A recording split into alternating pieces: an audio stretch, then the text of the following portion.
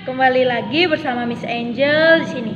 Hari ini kita akan belajar asam, basah, dan garam. Nah, materi pada hari ini sudah kita bahas pada guru kunjung sebelumnya. Tetapi pada kali ini kita akan mendalaminya dan juga mereviewnya. Miss harap setelah kalian menonton video ini, kalian jadi tahu nih apa itu asam, basah, dan juga garam. Oke, langsung saja, ini videonya. Asam, basah, dan garam. Pada guru kunjung kita sudah membahas nih tentang asam, basah, dan garam. Hari ini kita akan lebih mendetailkannya. Apa sih perbedaan asam, basah, dan garam itu? Nah, ini Miss kasih contoh asam. Ini asam yang berwarna merah, basah yang berwarna biru, sedangkan garam yang berwarna ungu. Jadi, asam itu bisa terjadi ketika suatu zat dilarutkan ke dalam air. Ini yang warna merah ini adalah air ya. Ketika suatu zat dilarutkan ke dalam air akan menghasilkan ion H positif. Ion H positif inilah yang mengakibatkan larutan itu bersifat asam karena H positif ini yang membawa sifat keasaman. Berbeda dengan asam, basah ini ketika dilarutkan ke dalam air akan menghasilkan ion OH negatif. Bisa dilihat di sini ada ion OH negatif. Ion OH negatif inilah yang mengakibatkan suatu larutan memiliki sifat kebasahan. Nah, kita sudah membahas tentang asam dan basah. Sekarang kita akan membahas tentang garam. Garam ini merupakan perpaduan dari asam dan basah.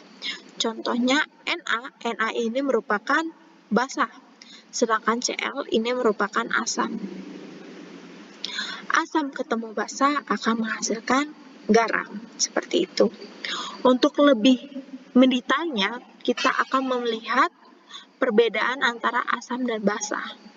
Ini merupakan perbedaan asam, basah, dan garam. Pertama kita bahas untuk asam. Asam ini pastinya akan terasa asam dan bersifat korosif. Bersifat korosif ini maksudnya dia akan merusak logam.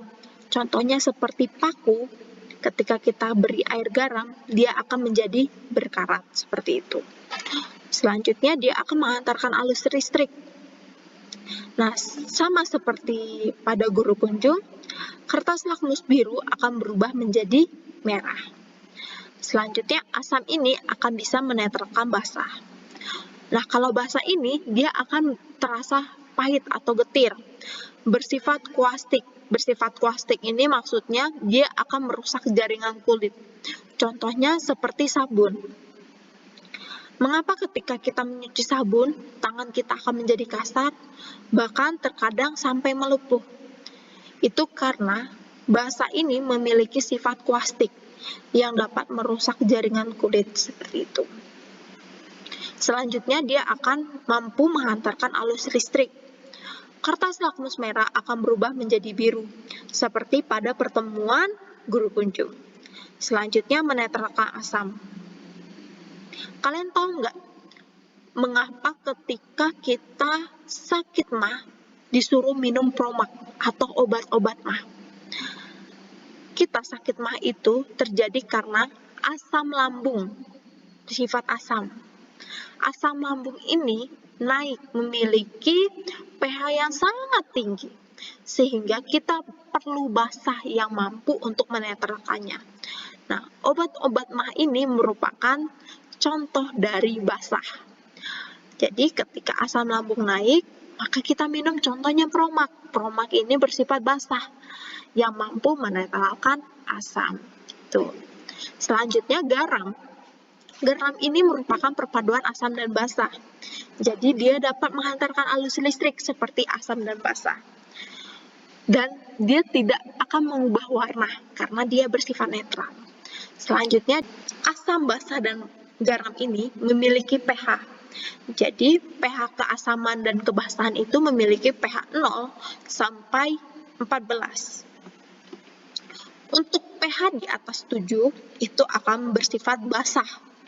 Sedangkan pH 7 bersifat garam.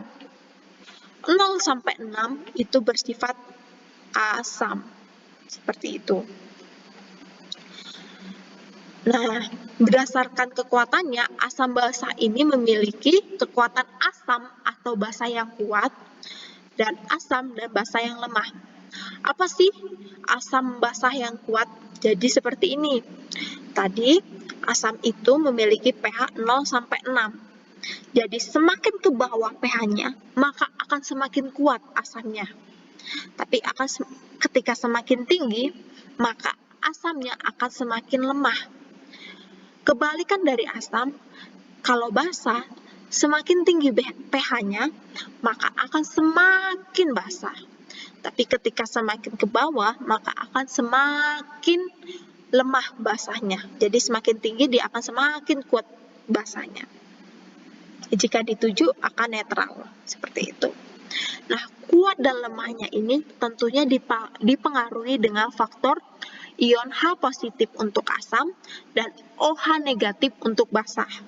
Jadi ketika asam atau basahnya ini kuat, maka berarti larutan OH untuk basah atau H untuk basah, untuk asam maksud Miss, itu terlarut dengan sempurna.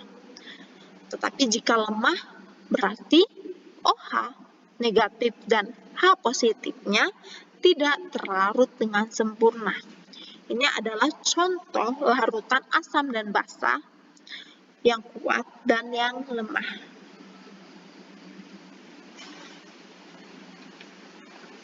Selanjutnya berdasarkan asalnya asam. Asam ini berasal dari dua, yaitu organik dan anorganik. Organik ini maksudnya asam ini berasal dari makhluk hidup, sedangkan anorganik ini tidak berasal dari makhluk hidup, atau dengan kata lain berasal dari laboratorium. Contohnya bisa kalian baca sendiri.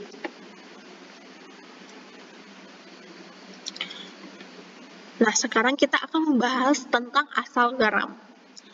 Garam ini ada yang bersifat garam basah, yang berarti garam ini berasal dari asam yang lemah dan basa yang kuat. Jadi ketika asam yang lemah bergabung dengan basa yang kuat, maka sifat garam ini akan lebih condong ke basah. Sedangkan kalau garam normal ini berarti garam itu berasal dari asam kuat dan juga basa kuat. Selanjutnya, garam asam yang berarti berasal dari asam kuat dan basah yang lemah. Seperti itu.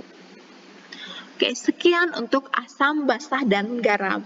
Jika ada pertanyaan, jangan lupa tanya di grup WA. Oke.